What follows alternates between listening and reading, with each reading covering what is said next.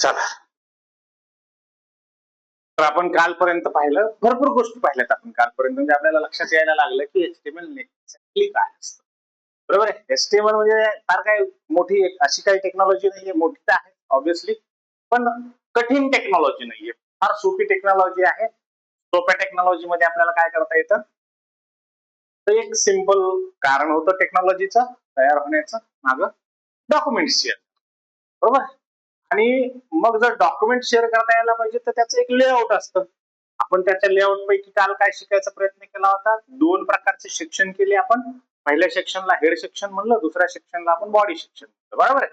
आणि मग मी तुम्हाला सांगितलं की हेड सेक्शन काय असतं, जसं माणसाचा मेंदू काय असतं, त्याच्यामध्ये सगळ्या बॉडीचं कंट्रोल असतं. असतं की नसतं? सगळ्या बॉडीचं कंट्रोल कशामध्ये असतं, हेड मध्ये असतं. अगदी तसंच HTML च्या हेड टॅग मध्ये काय असणार आहे, मग त्याचं कंट्रोल असणार आहे की बॉडीवरती जे दाखवायचं आहे त्याचं फॉन्टची स्टाईल, फॉन्ट नाही ऍक्च्युली टेक्स्टची स्टाईल कोणती, किंवा त्याचं व्हर्जन कोणतं आहे, किंवा त्याचं लँग्वेज कोणती आहे, अशा बऱ्याचशा गोष्टी ज्या तुम्हाला सहसा कुठल्याही वेब पेजवर दिसणार नाहीत.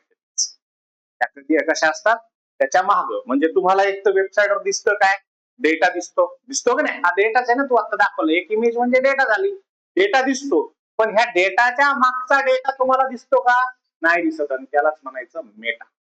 डेटा विदिन डेटा जो असतो मेटा, आणि हा मेटा लिहिला जातो HTMLच्या डॉक्युमेंटच्या एका सेक्शन मध्ये, ज्याचं नाव आहे हेड नावाचं. बरोबर आहे. आता दोन सेक्शन आपल्याला माहित झाले, आपल्याला माहित झालं की HTML चं डॉक्युमेंट हे HTML च्याच टॅगने ओपनही केलं जातं, क्लोजही केलं जातं. बरोबर की नाही.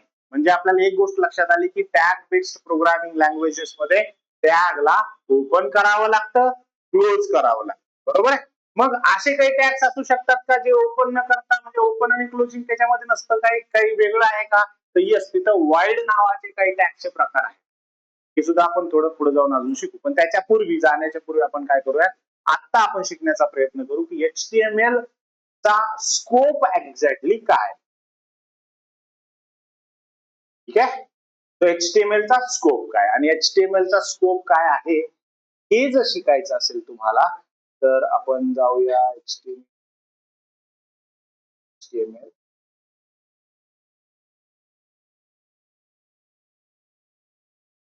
तुम्हाला बऱ्याचदा वाटेल की खूप काही गोष्टी रिपीट व्हायला लागल्या, रिपीट तर काही होत नाहीये.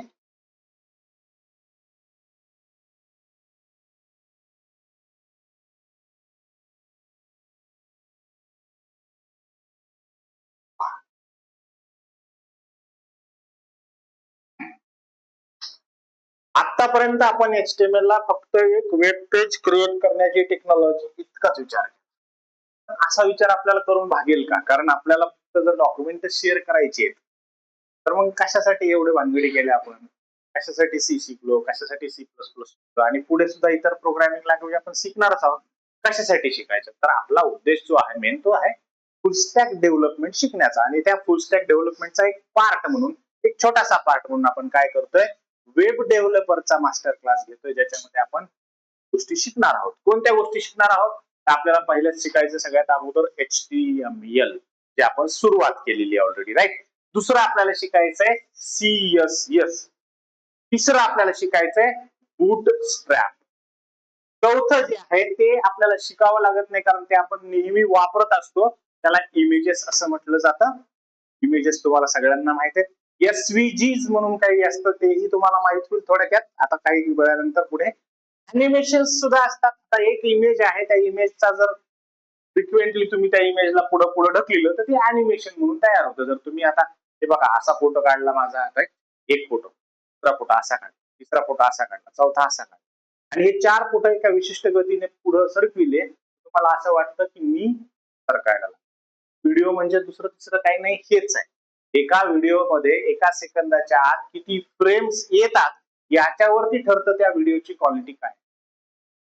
नॉर्मली तुम्ही ऐकलं असेल 3 FPS, 60 FPS ऐकले.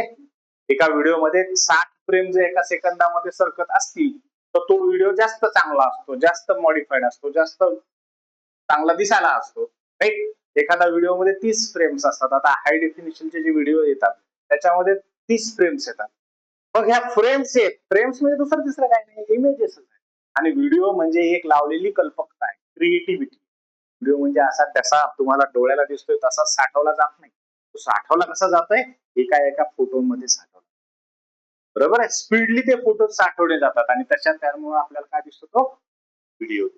तर 3 गोष्टी आहेत. काय गोष्टी आपल्याला शिकायच्या ह्या वेब क्लासमध्ये? तर सगळ्यात अगोदर आपल्याला ह्या टेक्नॉलॉजी शिकायच्या, ज्या टेक्नॉलॉजी तुमचा कॅनव्हास तयार करतात. मी तुम्हाला कालच सांगितलं होतं, बॉडीच्या आतमध्ये जे काही दिसणार आहे तुम्हाला, ऍड्रेस बार सोडून ऍड्रेस बारच्या खाली जे काही दिसणार आहे तुम्हाला, त्या सगळ्यांना आपण कॅनव्हास म्हणणार आहे.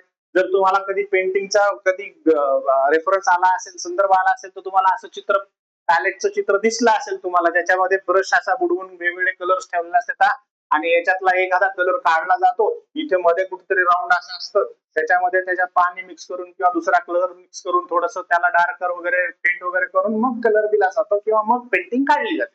तुला माहित असेल, बरोबर. सो हे जे आहे कॅनव्हास सजवायचा आहे आपल्याला. कशाच्या मदतीने सजवायचा कॅनव्हास? HTML च्या, CSS च्या आणि बूटस्ट्रॅपच्या मदतीने, बरोबर. या कॅनव्हास मध्ये आपल्याला टाकायचे काय? टाकायचे इमेजेस, SVGs आणि अॅनिमेशन किंवा व्हिडिओज.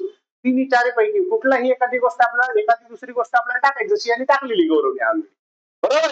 आणि तिसरी आणि सगळ्यात महत्वाची गोष्ट, की नुसतंच इमेज टाकून किंवा हे टाकून काही होणार नाहीये, तर आपल्याला इथे काही ऍक्शन्स करावे लागतील, काही ऑपरेशन्स परफॉर्म करावे लागतील, काहीतरी डोकं लावावं लागेल. उगाच वेबसाईट तयार केली, नुसतं दिसत आहे, फक्त क्लिक केलं की इकडून तिकडून तिकडून इकडे उड्या मारते, याच्या पलीकडे काही होत नाही. जसं आता तुझं होतं, काही होतंय का दुसरं? एका डॉक्युमेंट मध्ये दुसऱ्या डॉक्युमेंट, दुसऱ्या डॉक्युमेंट मध्ये पहिल्या डॉक्युमेंट, याच्या पलीकडे काय होतंय का? नाही. पण जर तुला करायचं असेल त्याच्यात, कसं? समजा तू तुझ्या इमेजवर क्लिक केलं, तर ती इमेज हळूहळू हळूहळू हळूहळू लहान लहान लहान होत गेली, हळूहळू हळूहळू मोठी होत गेली. ती इमेज इमेज न राहता अॅनिमेशन झाली, तर आपण म्हणू शकतो की नक्कीच काहीतरी झालेलं आहे, राईट. आणि हे सगळं जर करायचं असेल तुम्हाला, तर ज्या प्रोग्रामिंग लँग्वेजला वापरावं लागतं तिला जावा स्क्रिप्ट असं म्हणतात. जेक्वेरी सुद्धा वापरली जात होती याच्यापूर्वी, पण आता वापरली जाते. तुम्हाला माहितीच तो सांगतोय मी, जेक्वेरी नावाचं जावा स्क्रिप्टच एक फ्रेमवर्क होतं, ते वापरलं जात होतं. आता जेक्वेरी मागे पडलेली आहे, आता आलेले अँग्युलर किंवा रिॲक्ट किंवा व्ह्यू, हे सगळे फ्रेमवर्क्स आहेत. आणि तुम्हाला याच्यापैकी कुठलंही एक आलं तर सगळंचे सगळं येते. जसं मी तुम्हाला काल वर्सलचं एक्झाम्पल दिलं. वर्सल कोणती टेक्नॉलॉजी युज करत होता? नेक्स्ट.js नावाची टेक्नॉलॉजी होती. ही नेक्स्ट.js टेक्नॉलॉजी म्हणजे काय होती? हे एक फ्रेमवर्क होतं जावा स्क्रिप्ट.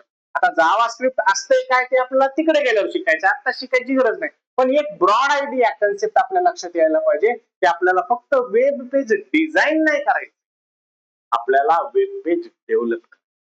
आणि फरक हा आहे डिझायनिंग आणि डेव्हलपमेंट मध्ये, त्यांनी आता डिझाईन केलेलं आहे, त्याच्याकडे काही दुसरं होत नाही, फक्त एका डॉक्युमेंट मधून दुसऱ्या डॉक्युमेंट मध्ये चाललं जातं.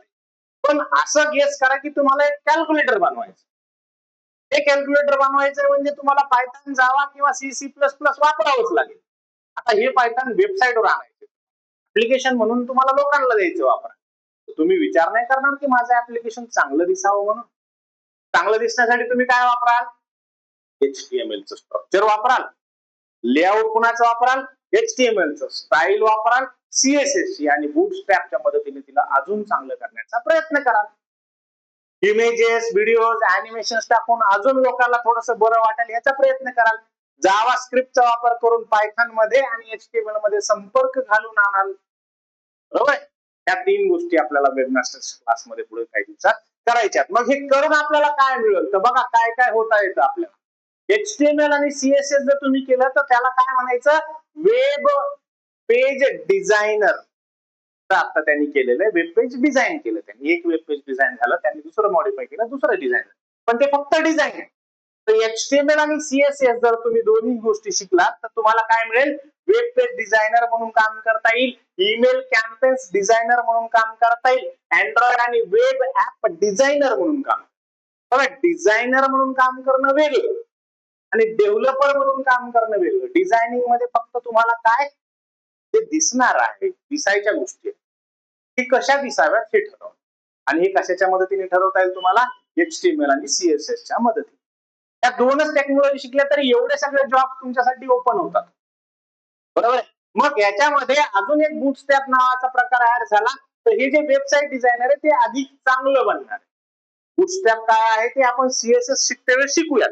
सीएसएसच्या नंतर बुटस्ट्रॅप मी स्वतंत्र लेक्चर घेणार आहे, त्याचे 15-20 लेक्चर असेल. बरोबर. तर बुटस्ट्रॅप सुद्धा शिकणार आहोत आणि त्याच्यानंतर आपण HTML, CSS, बुटस्ट्रॅप आणि जावास्क्रिप्ट या 4 गोष्टी शिकल्या तर मग इथे बघा डिझायनर होतं, तर आता डेव्हलपर झाले. बरोबर आहे. डेव्हलपर झाले with an ability to become a front end developer. आता फक्त फ्रंट एंड डिझायनर नाही, फ्रंट एंड डेव्हलपर आहे. का? कारण तुमच्याकडे जावास्क्रिप्टची पॉवर आहे. जावास्क्रिप्ट ही अशी एक प्रोग्रामिंग लँग्वेज आहे जी फ्रंट एंड मध्ये आणि बॅक एंड मध्ये कम्युनिकेशन करते. पुढे आपण शिकूया, सध्या त्याची गरज नाही. एक स्कोप निर्माण करतोय मी तुमच्या डोक्यामध्ये की काय असायला हवं, काय आपल्याला मिळेल. त्याच्यानंतर जे क्वेरी तुम्ही शिकली, आता तर ते शिकत नाही, आपण हे शिकवत नाही. जे क्वेरी आपण रिॲक्ट शिकवतो किंवा अँग्युलर शिकवतो किंवा व्ह्यू शिकवतो. बरोबर. हे काय आहे, तर हे फ्रंट एंडचे असलेले फ्रेमवर्क्स आहेत. म्हणजे तुम्हाला बेसिक टेक्नॉलॉजी कोणत्या आहेत? HTML आहे, CSS आहे आणि जावास्क्रिप्ट आहे. ह्या बेसिक टेक्नॉलॉजी झाल्या. CSS चं फ्रेमवर्क आहे बुटस्ट्रॅप. तुम्ही जर टेलविन CSS वगैरे काय नाव ऐकले असतील तर टेलविन CSS ऐकले कधी? टेलविन CSS हा ऐकलेलं. तर ते टेलविन CSS कशाचं आहे? CSS ची लायब्ररी आहे, स्टाईल स्क्रिप्टची लायब्ररी. म्हणजे काय? म्हणजे असं असतं किंवा तुम्हाला एखादं बटन बनवायचं, HTML मध्ये बटन बनवायला तुम्हाला HTML आता आपण शिकूच बटन कसं बनायचं. बरोबर. पण ते बटन जे बनेल HTML चं ते अक्षरशः कसं असेल माहिती का? गव्हर्नमेंटची वेबसाईट. आता काहीतरी आहे त्याच्याकडे कोणी चुकून बघणार नाही, चुकून बघणार नाही, चुकून बघणार नाही असं. मग तुम्हाला नाही वाटत का तुमच्या वेबसाईटवर आलेलं बटन चांगलं दिसावं? बरोबर आहे. मग चांगलं दिसण्यासाठी तुम्ही काय कराल? तुम्ही स्वतःची स्टाईल द्याल, त्याला काहीतरी बॉर्डर द्याल, इकडून शेड कराल, तिकडून हे कराल, तिकडून ते कराल, असं काहीतरी कराल, थोडं उठून दिसेल असं. बरोबर. आणि हे जर तुम्हाला मॅन्युअली नाही करायचं, ऑटोमॅटिकली तुम्हाला व्हायला पाहिजे, तर तुम्ही काय करा, त्या सीएसएसच्या त्या स्टाईल शीटच्या असलेले जे रेडीमेड फ्रेमवर्क आहे, जसं की बुटस्ट्रॅप सांगितलं, टेलबिट सीएसएस सांगितलं, त्याच्यातून कुठला तरी एखादा क्लास उचलाल आणि तो क्लास सरळ सरळ वापराल. काय नाही, रेडीमेड क्लासेस आहेत, तिकडून घ्यायचं आणि इकडे पेस्ट करायचं, दॅट्स इट, संपला विषय. तुम्हाला सुरुवातीपासून काहीही तयारी करायची गरज नाही. ते लक्षात. म्हणजे ऑलरेडी ChatGPT तर द्या सोडून, येतं आता ऑलरेडी तुमच्याकडे CSS चे क्लासेस पहिल्यापासून आहेत आणि जवळपास हजारोंनी पडलेले. बरोबर आहे.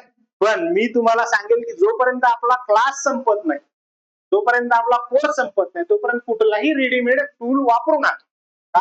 कारण तुमच्या डोक्याची क्रिएटिव्हिटी मारली जाते. जसं मी काल सांगितलं होतं, ChatGPT जर तुम्ही वापरताय तर काय केलं ते, it is a killing machine of your creativity.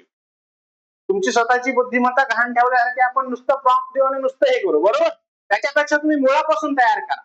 तुम्हाला मी सांगितलं कागदाचं विमान बनवा, हे बघा हे कागदाचं विमान, कागदाचं विमान बघा. बघा तुम्ही, मी चॅलेंज देऊन सांगतो, जर मी सगळ्यांना कागद दिले आणि सांगितलं विमान बनवा, तर तुमचे सगळ्यांचे विमान वेगवेगळे बनतील का नाही? म्हणजे युनिक बनतील का नाही? कॉपी पेस्ट असतील का? जरी तुम्ही बघून कॉपी करायचा प्रयत्न केला तरी होणार नाही, मी चॅलेंज देतो. होईल का? नाही. आणि म्हणूनच याला ओरिजिनॅलिटीला महत्व आहे ना, ते अशा पद्धती ओरिजिनॅलिटी, आणि ती ओरिजिनॅलिटी कायम राहावी म्हणून मी कधीही तुम्हाला त्याचा युज करू देणार नाही. मी शिकवणार आहे, शिकवता वेळेस युज करू, पण नंतर त्याचा युज शक्यतो करू नका. किमान 6 महिने वर्षभर करू नका. तुम्हाला माहित असेल ठीक आहे, चांगली गोष्ट आहे, पण ते वापरू नका. ठीक आहे. त्याच्यानंतर तुम्ही हे आपण ह्याच्यापैकी एखादं फ्रेमवर्क शिकू, हे फ्रेमवर्क शिकलं तर मग काय होईल, हे सगळ्या टेक्नॉलॉजीज आणि प्लस अजून एखादी कुठली पायथन सारखी जावा टेक्नॉलॉजी सगळ्यांना एकत्र बांधण्याचं काम हे अँग्युलर वगैरे हे फ्रंट एंडचे सगळे येतात. तो combine all full stack developer or just full stack developer. म्हणजे काय की हे जे आपण शिकणार आहोत हे कंबाईनली फुल स्टॅक डेव्हलपमेंट तुमचा इन्क्लुडिंग बॅक एंड, आता येणार डेटाबेस आणि ह्या टेक्नॉलॉजीज, ह्या सगळ्यांचं एकत्रितकरण जर झालं तर तुम्ही सगळ्या गोष्टी तुमची स्वतःची बुद्धिमत्ता वापरून तुमच्या स्वतःच्या कॉम्प्युटरवरती झिरो कुठल्याही मटेरियलच्या मदतीशिवाय बनवू शकता. जसं तुम्ही आता एखादं सिंपल कुठलं आहे, मी सांगितलं 2 नंबर इनपुट घ्या आणि तिसरा नंबर त्याचे ऍडिशन म्हणून डिक्लेअर करा. हे सिंपल प्रोग्राम आहे का नाही? एवढाच सिंपल प्रोग्राम जर तुम्हाला फुल स्टॅकचा ऍप्लिकेशन म्हणून डेव्हलप करता आला तर that is more than sufficient. कारण ते करत असताना तुमचं जे कस निघल ते करत असताना तुम्ही जी बुद्धिमत्ता वापराल, ते करत असताना जी तुमची क्रिएटिव्हिटी दिसेल ना, मोठे मोठे ऍप्लिकेशन डेव्हलप करण्यात, बिल्ड करण्यात काहीही अर्थ नाही. नेटफ्लिक्सची कॉपी करा, हे करा, फ्लिपकार्टची कॉपी करा किंवा इकडून घ्या तिकडे घ्या, पुन्हा विषय नाही, पेड्याचा नाही, कशाचा कशाचा. कुणी कोणाला देत नाही, कुणी कोणाला घेत नाही, प्रोजेक्ट घेऊन जाते, सबमिट बी करतात, त्याच्या जीवावर पासही होते. बरोबर. असं काही करण्याची गरज नाहीये. गरज आहे कशाची? सिंपल स्क्रॅच पासून बसलात ना, काल जसं तुम्हाला सांगितलं HTML चा डॉक्युमेंट बनवायला 2 मिनिटात डॉक्युमेंट बनलं, म्हणलं की नाही. असंच डॉक्युमेंट तुम्हाला सतत बनवता यायला पाहिजे शेवटपर्यंत, तर ते कामाला येईल. अन्यथा तो फुल स्टॅक डेव्हलपमेंट मध्ये ज्या फ्रंट एंड टेक्नॉलॉजीचा पार्ट येतो, तो पार्ट अगदी अक्षरशः थोडक्यात समजून घेतलाय आपण. आणि आता बघूयात आपण याच्यात काय काय शिकणार आहोत. तर आपण याच्यातून काय काय शिकणार आहोत? Create your on website, web page or website from scratch. Obviously आपण स्क्रॅच करणं, स्वतःची वेबसाईट तयार करणं किंवा स्वतःचं वेब पेज तयार करणं हे शिकणार आहोत. Make any web page completely responsive.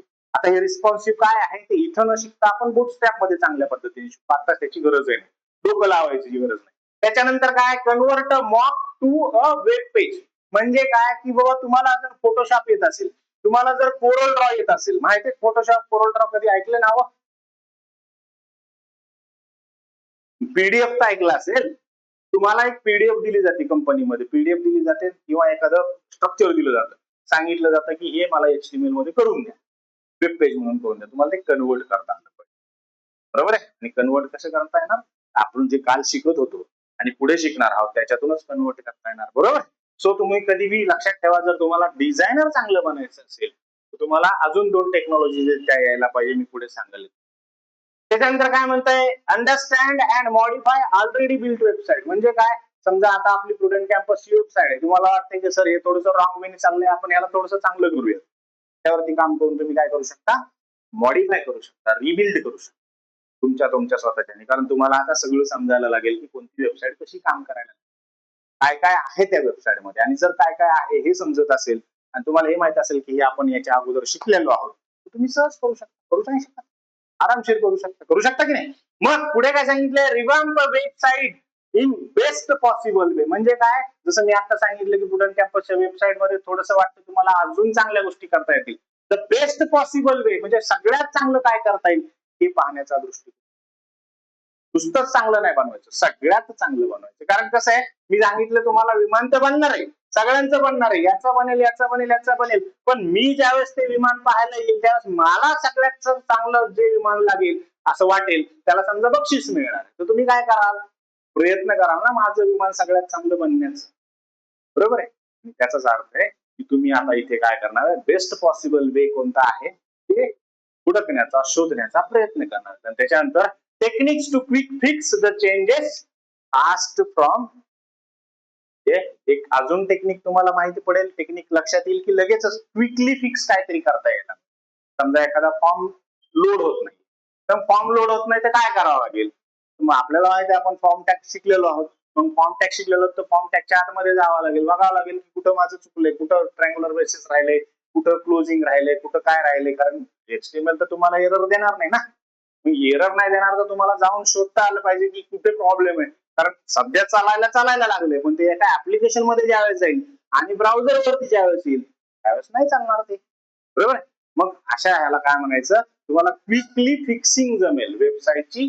Quick fixing, फिक्सिंगचा अर्थ काय? तसं फिक्स नाही, फिक्स म्हणजे फिक्सचा अर्थ आहे त्याला दुरुस्त करणे. फिक्सचा अर्थ काय? दुरुस्त करणे. आता तुम्हाला जर हे सगळं यायला असेल तर अजून काही गोष्टी लक्षात ठेवा ज्या तुम्हाला शिकाव्या लागतील किंवा शिकलात तर तुम्हाला प्लस पॉईंट.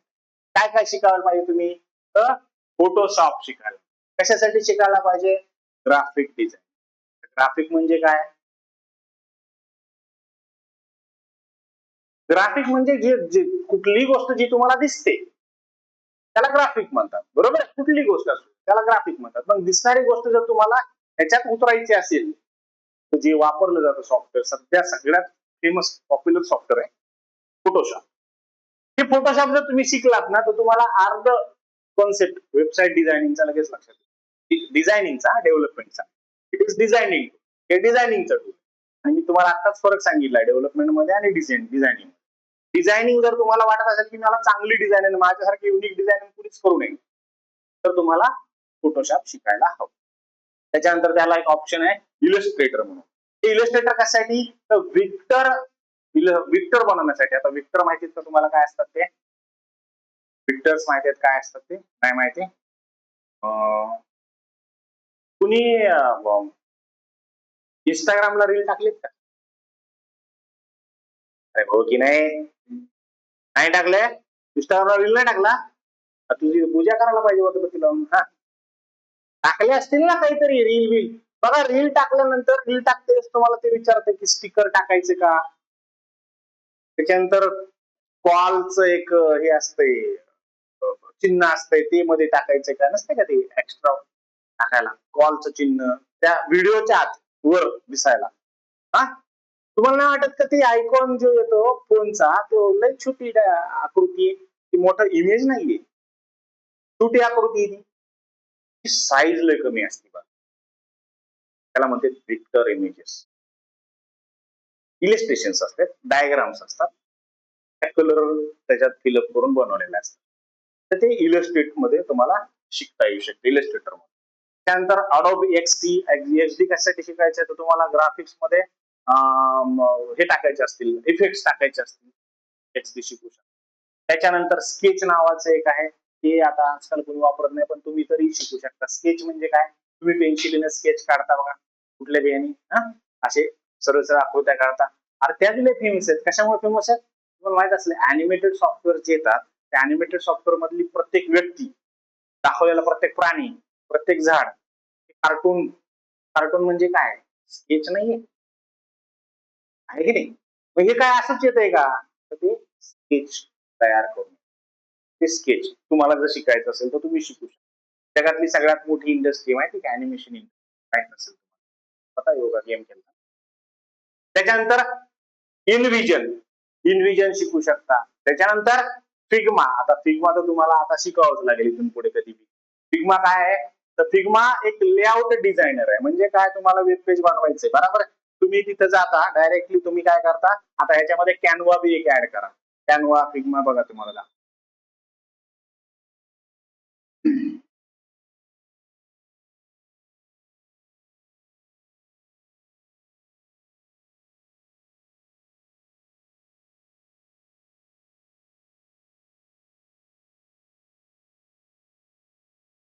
मला ना ते लॉग इन करायला सांगितलं ना, लय राग येतो बरं. करायला सांगितलं. फ्री सॉफ्टवेअर आहे बरं का. त्या सॉफ्टवेअरला ऑनलाईन आहे, ऑफलाईन आहे दोन्ही. त्या सॉफ्टवेअरला यूज कसं करायचं? या सॉफ्टवेअरला यूज करायचं असतं तुमच्या वेब पेजला डिझाईन करण्यासाठी. Application year, very good. AI चे धंदे.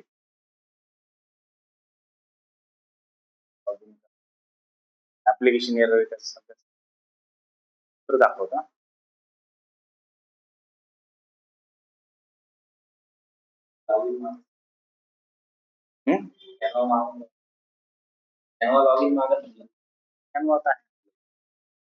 आता इथे टेम्पलेट्स आहेत.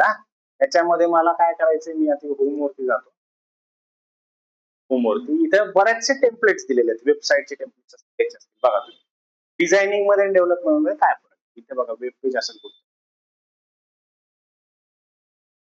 हे इथे वेबसाईट.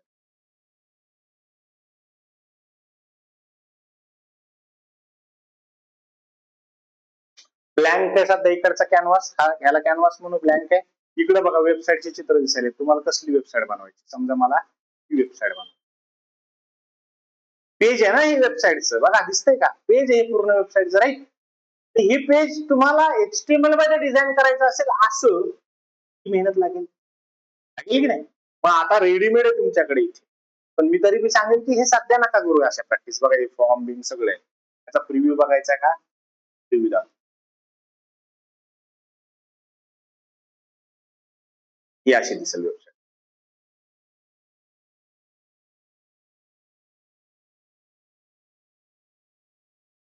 त्याच्यासाठीच आहे, चेंजेस करण्यासाठी. समजा तुम्हाला हे बदलायचं, माय जर्नी टू स्ट्रेंथ असं हे बदलायचं, इथे काय आहे बघा, हे दिले इथे लिहा. मी सकाळी झालं. आता ही गोष्ट करायची असती तर आपल्याला काय करावं लागलं असतं, HTML च्या कोड मध्ये जावं लागलं असतं. जिथं हे लिहिलेलं आहे तिथे जाऊन रिप्लेस करावं लागलं. आता करावं लागलं का मला जास्त काहीच नाही करावं लागलं. तुम्ही अशा पद्धतीचे टूल सुद्धा आता शिकायला हरकत नाही. ठीक आहे. स्वतःचे डिझाईन स्वतः बनवण्यासाठी. आता हे तर स्वतः बनवलेलं नाही, समजा हे दुसऱ्याच कुणाच तरी आहे, ओरिजिनल नाहीये, असले 50 बनलेले आहेत. तुम्हाला ओरिजिनल बनवायचं असेल तर मग स्वतःच करा. राईट. आणि मी तुम्हाला काल म्हणलं होतं, काय म्हणलं होतं, तुम्ही विसरून गेले, मी नसतो विसरत. नाही लक्षात. हा, काय लक्षात राहत तुमच्या, मला माहिती नाही. जाऊ द्या. काय घेणं देणं आपलं.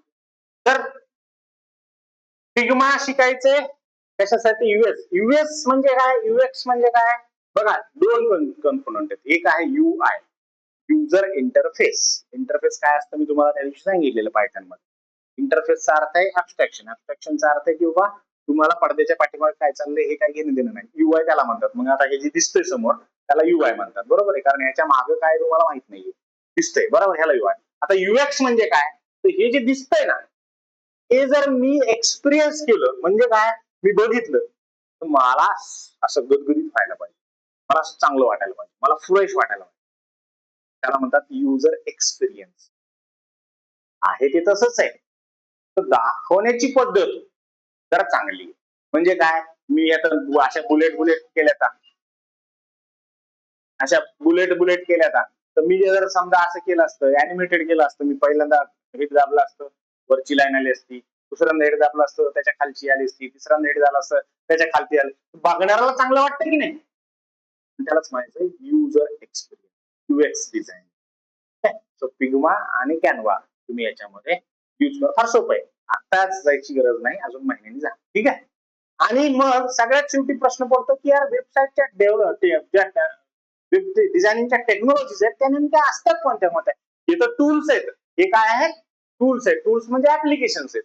तुम्ही त्या ऍप्लिकेशनचा वापर करून तुम्ही ते टेक्नॉलॉजी मध्ये करू शकता वापर त्याचा, बरोबर आहे. ऍप्लिकेशन म्हणजे फोटोशॉप वापरून काय करू शकता, बॅनर तयार करू शकता. जसं इथे बॅनर होतं आता त्या बाईचं, तसलं बॅनर तुम्हाला तयार करायचं फोटोशॉप मध्ये जाऊन करू शकता तुम्ही. त्याला शेडिंग देणं, त्याची ब्राईटनेस कमी करणं, त्याचे कलर्स कॉन्ट्रास्ट करणं, हे करणं, सगळं सगळं करू शकता आपण, बरोबर. तर ते फोटोशॉप म्हणजे काय, याचा अर्थ टूल्स तर मी दाखवले तुम्हाला, पण टेक्नॉलॉजीज किती आहेत तुम्हाला, तीनच माहित झाल्या. कोणत्या कोणत्या, एचटीएमएल माहित झाली, सीएसएस माहित झाली आणि जावास्क्रिप्ट माहित झाली, बरोबर. याच्या व्यतिरिक्त बी काही टेक्नॉलॉजीज आहेत का, तर आहेत, भरपूर टेक्नॉलॉजीज आहेत. सध्या मी तुम्हाला काय बेसिक टेक्नॉलॉजी चालू आहेत सध्याच्या त्या बघा. इकडून सुरू झाले, हा HTML चा सिम्बॉल आहे, जिथं 5 दिसतंय ना तुम्हाला, तो HTML चा सिम्बॉल आहे. 5 कशासाठी दिले त्यांनी, कारण HTML चं आत्ताचं जे करंट व्हर्जन चाललेलं आहे ते 5 चाललेलं आहे असं समजा. ठीक आहे. HTML5 लोक म्हणतात की मी HTML5 शिकवणार, घंट्याला 5 शिकवणार आहे. 5 शिकला तर काही कळतच नाही तुला, मग तुला शिकावं काय लागतं, जे आपण शिकवतो ते शिकावं लागतं, आणि 5 तर ऑटोमॅटिक येतं, बरोबर. मग तुम्हाला 5 न शिकता काय शिकावं लागेल, HTML शिकावं लागेल सगळं. त्याच्यानंतर काय लिहिले, सीएसएसच्या समोर पुन्हा 3 आले बघ, सीएसएस. अरे तुला सीएसएस 1च माहित नाही, कसं काय शिकणार तू, बरोबर आहे. म्हणजे आग्रह असा नाही असला पाहिजे की मला CSS3 शिकायचे, आग्रह हा असला पाहिजे की मला स्टाईल शीट शिकायचे, सीएसएस शिकायचे, मला HTML शिकायचे. कुठलंही एखादं पर्टिक्युलर व्हर्जन शिकून काय उपयोग आहे, सगळ्याच व्हर्जन मध्ये कामाला यायला पाहिजे का नाही. पुढे होऊ शकतं की HTML6 आला असेल, पुढे होऊ शकते CSS4 येईल, आणि मग जर 4 आलं तर काय कराल तुम्ही, पुन्हा 4चा कोर्स नसतं ना शक्य. म्हणून मग तिथे ते फक्त दिलेलं तुम्हाला टेक्नॉलॉजी दाखवण्यासाठी. त्याच्या खालोखाल आहे जावास्क्रिप्ट, त्याच्या खाली चालत की अँग्युलर. आता हे लोगो लक्षात ठेवा, लोगो लय मॅटर करते. पहिला लोगो HTML चा, दुसरा लोगो CSS चा, दिसतंय तुम्हाला काय मोठं करून.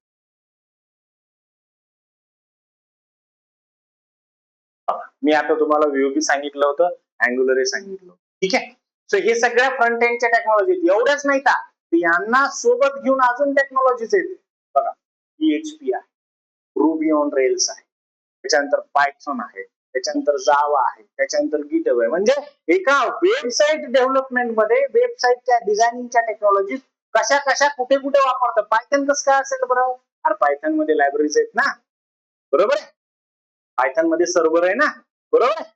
जावा कसं काय आहे, जावा मध्ये सुद्धा सर्व्हर आहे, बरोबर आहे. जावा मध्ये टेम्पलेटिंग आहे, पायथन मध्ये बी टेम्पलेटिंग आहे, सगळीकडे आहे. मग त्या सुद्धा वेबसाईटच्या डिझायनिंगच्या टेक्नॉलॉजी झाल्या, बॅकएंड तर आहे, पण त्याच्यासोबत काय झालं, त्या डिझायनिंगच्या टेक्नॉलॉजी सुद्धा झाल्या. कारण मी तुम्हाला त्या दिवशी दाखवलं होतं एक डिझाईन करून TKIT मध्ये, हा TK इंटर मध्ये दाखवलं होतं ना, डिझाईनच केलं होतं ना. त्यावेळेस माहित होतं का आपल्याला HTML नव्हतं, फक्त पायथन थोडंसं माहित होतं. कसं पॅकेज इन्स्टॉल करा, पॅकेजला इम्पोर्ट करून वापरलं का नाही आपण विदाउट नोईंग HTML. आपण त्या दिवशी सुद्धा एक पेज बनवलं होतं का नव्हतं म्हणून ते काय आहे, वेबसाईटच्या डिझायनिंगच्या टेक्नॉलॉजी. काय रुबी ऑन रेल्स नावाची प्रोग्रामिंग लँग्वेज आहे, ती आजकाल खूप चालते. माहित नसेल माहितीये का रुबी? Similar to Python. पायथनच R language, Ruby on Rails language, अशा सगळ्या लँग्वेजेस सगळ्या पायथनच आहेत असं समजून. तर ती आहे, त्याच्यानंतर पायथन आहे, त्याच्यानंतर जावा आहे, आणि सगळ्यात खाली मांजराचं पिल्लू दिसतंय बघा, दिसतंय का? त्याला म्हणायचं गिटहब.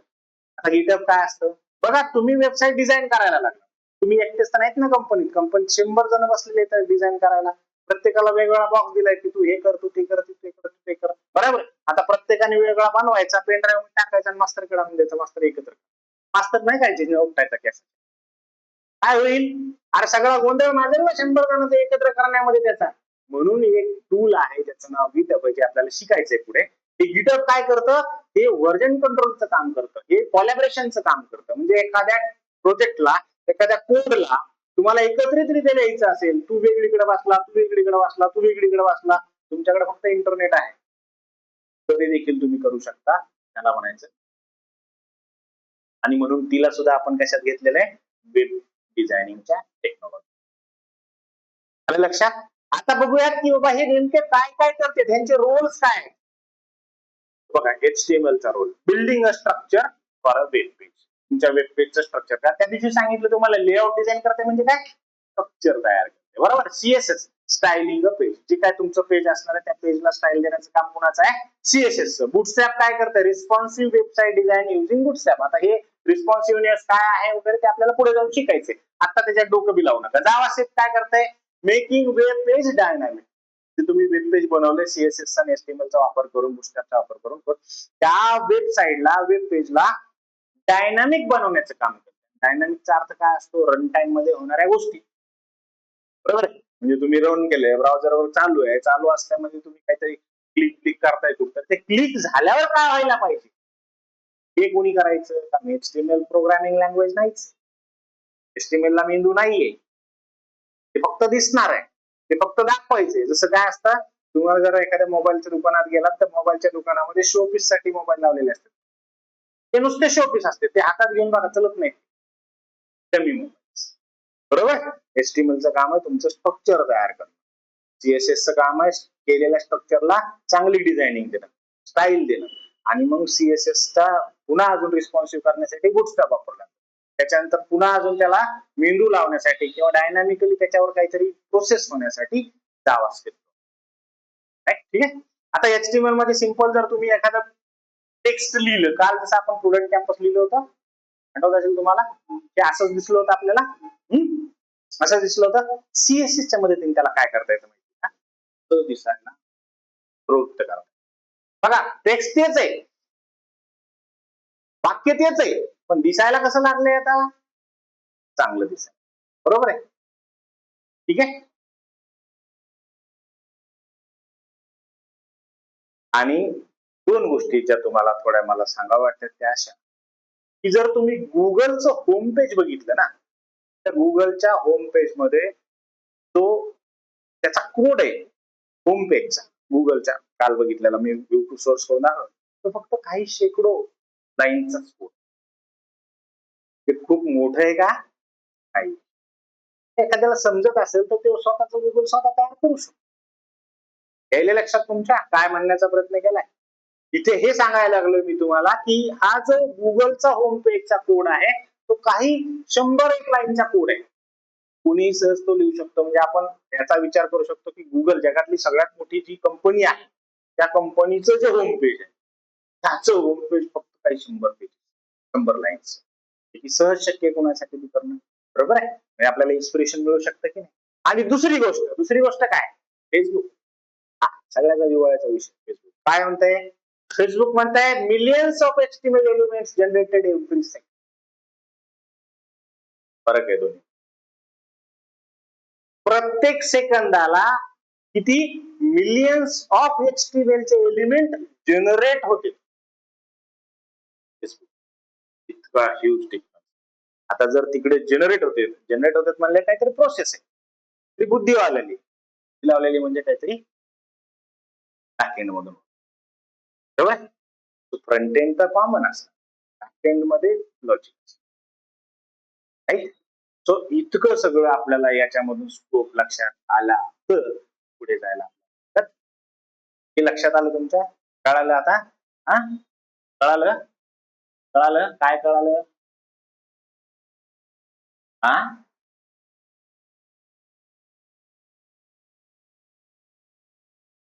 म्हणजे कळालं असेल ना तर कोर्सला रेफर कर. आणि सगळ्यात महत्वाची गोष्ट तुम्ही जे आता विचारत होते की हे रिझॉल्युशन काय असतं, हाय रिझॉल्युशन काय? तुम्ही बघा, रिझॉल्युशनचा अर्थ असा आहे की तुम्हाला जर माहित असेल तर पिक्सेल्स नावाचा एक प्रकार असतो. माहित आहे कुणाला? पिक्सेल्स. आता ते शिकायचेच आहे आपल्याला. 2 प्रकारचे पिक्सेल्स जगामध्ये अस्तित्वात. बघा, तुम्हाला जर मी म्हणलं की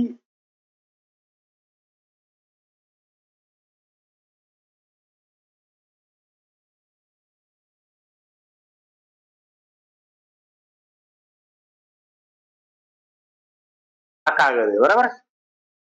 हा, त्या कागदावर एक डॉट लिही, डॉट.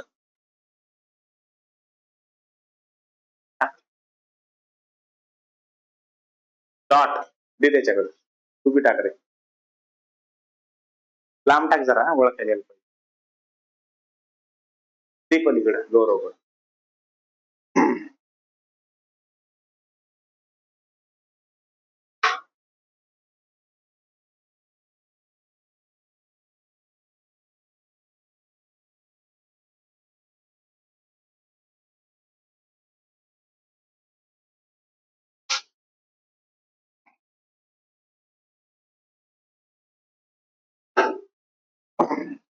तू केलं?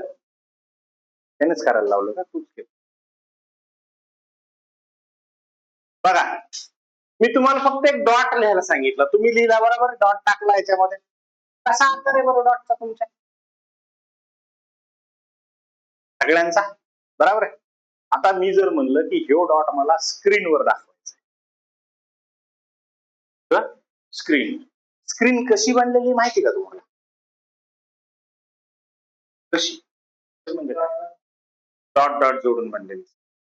सगळे जे आहेत ना इथं छोटे छोटे छोटे छोटे एलईडी आहेत ना, छोटे छोटे छोटे एलईडी आहेत. मग हे एलईडी एखाद्या एलईडीला चमकायला सांगितलं जातं ते चमकतं, एखाद्या एलईडी सांगितलं तर हे कलर लाव, हे कलर देतं, बरोबर?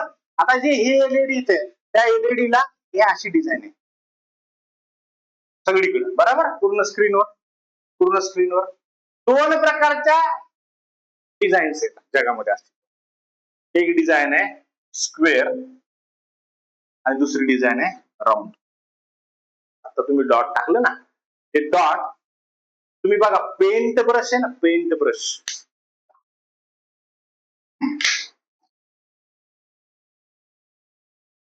लय गंमत आहे. जेवढं शिकावं तेवढं कमीच. मेन विषय राहतो बाजूला. बघा, आता हे पेंट आहे, राईट? दिसतंय का तुम्हाला? हे काय गोल दिसायला? डॉट डॉट कसा आहे? गोल आहे. बघा, आता मी ते डॉट किंमत टाकलंय तिथं, कसा झालाय तो? कसा झालाय? वेगळा झाला का नाही? डॉट आहे का तो आता? आहे का डॉट? म्हणजे टेक्नॉलॉजी मध्ये किंवा कुठल्याही टेक्निकल डिव्हाइस मध्ये, इलेक्ट्रॉनिक डिव्हाइस मध्ये ज्यावेळेस मी एखादा डॉट टाकतो तर ते डॉट न राहता 2 प्रकारे सेव्ह होऊ शकतो. एक होऊ शकतो सर्कल, दुसरं होऊ शकतो. कारण जर ही स्क्रीन आहे तर ह्या स्क्रीन मध्ये जर नेहमी सर्क्युलर पिक्सेल्स ठेवले तर मध्ये छिद्र राहतील ना. मग मला सांगा, प्लेन पिक्चर दिसेल का?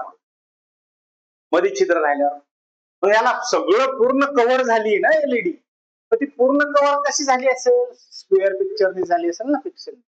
ही जी छोट्यात छोटी जागा आहे त्याला एक पिक्सेल असेल. ती राऊंड असू शकते आणि ती स्क्वेअर सुद्धा. काय म्हटलं आता? छोट्यात छोटी जागा पिक्सेल. आता ह्या पिक्सेलच सगळी कमाल आहे. बघा, तुम्ही ज्यावेळेस इंस्टाग्रामला रील टाकता तुम्ही कधी बघितलंय त्याचा रेशिओ काय असतो? 9:16 असतो. माहित आहे? 9:16 म्हणजे उभं जर 16 इंच असेल तर आडवं 9 इंच असतं. 9ला 6, 9च्या मागे 16 असं. बरोबर आहे? किंवा 16च्या मागे 9. म्हणजे तुम्ही कुठलीही फ्रेम बघा ना आता. काढा मोबाईल उघडा. मोबाईल उघडून फ्रंट एंड बॅक कॅमेराने असं सरळ करा माझ्याकडे बघा. ती फ्रेम आहे ना, ती फ्रेम आहे. 9:16. रेशिओ वर कॉर्नरला जा, तिथं रेशिओ असतो. तिथं रेशिओ आहे अशा ठिकाणी. रेशिओ लिहिलेला आहे ना, 9:16 आहे का? आहे. पहिले 9 आहे, नंतर 16 आहे. 9 ही विड्थ आहे आणि 16 ही हाईट आहे. आता हे जे 9 आणि 16 आहे ना, याला इंटू करा बरं. 9 × 16 करा बरं, किती होत आहे?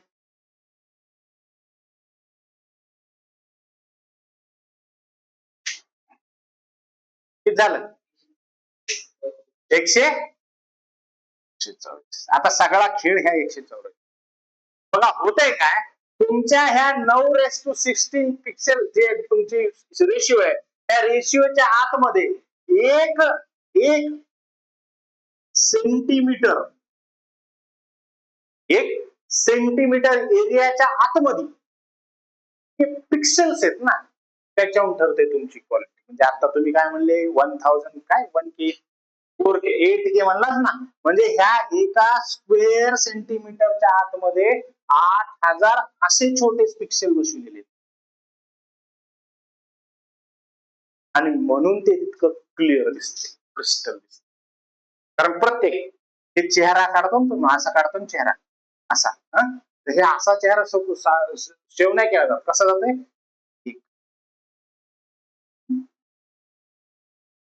छोटे छोटे छोटे छोटे छोटे पार्ट केले जातात. 8000 पार्ट केले जातात एका फ्रेमचे. ते 8000 एका फक्त सेंटीमीटर स्क्वेअर सेंटीमीटर आणि त्याला आपण म्हणतो 8K रिझॉल्युशन. 4K काय असेल मग? 4000. 1K काय असेल मग? 720 काय असेल मग? तशा पद्धतीने 512. यायला लक्षात? तो पिक्सेलचा हा एकंदर खेळ आहे. रेशिओ मेन आहे. रेशिओ ही जी फ्रेम आहे ना, ही फ्रेम मेन आहे. कारण तुम्ही बघाल अजून एक रेशिओ आहे 1/1. अजून 2-4 रेशिओ आहेत 4/5, 3/4. आहेत का नाही? प्रत्येक स्क्रीनचा रेशिओ वेगळा आहे. ह्याचा रेशिओ वेगळा आहे बघा. रेशिओ आहे 19:16/9. स्क्रीनचा रेशिओ 60 आणि फुल एचडी आहे. फुल एचडीचा अर्थ काय? की बाबा 1K आहे त्याच्या एका सेंटीमीटर स्क्वेअर सेंटीमीटर 1000 छोटे छोटे टिंब जोडलेले असतात, म्हणजे तितकी ती पॉवरफुल स्क्रीन. आ रहा है कुछ ध्यान में पड़ रहा है? बोलने पड़ रहा है? सो पिक्सेलचा अर्थ कळाला, क्वालिटीचा अर्थ कळाला. इथले इथं पेंट ब्रश सगळ्यात सोपं. तुम्हाला डॉट टाकायचा होता, डॉटच टाकलाय आपण. आलंय काय? कारण असा डॉट जर टाकत गेला तुम्ही, किती बी गोल जोडले असे, किती बी गोल असे जोडले, तर हा मधला जो स्पेस आहे तो राहणारच नाही काय. मधला स्पेस काय राहिला तर ती एलईडी काय चांगली दिसेल, आपण टिकून देऊ स्क्रीन. बरोबर. याला काय म्हणायचं? रिझॉल्युशन. आणि अशा पद्धतीचं रिझॉल्युशन. आता तर काय, आता तर लय भारी आहे. आता तर लाखो स्क्वेअर, लाखो बसवलेले पिक्सेल आहेत. राईट? खूप जास्त. चला, हा अवांतर विषय होता, पण तरी तुम्हाला कुमकुमी होती, शिकला आपण. 8K में कैसा दिख रहा है, चुम्मा चाटी की वीडियो दे.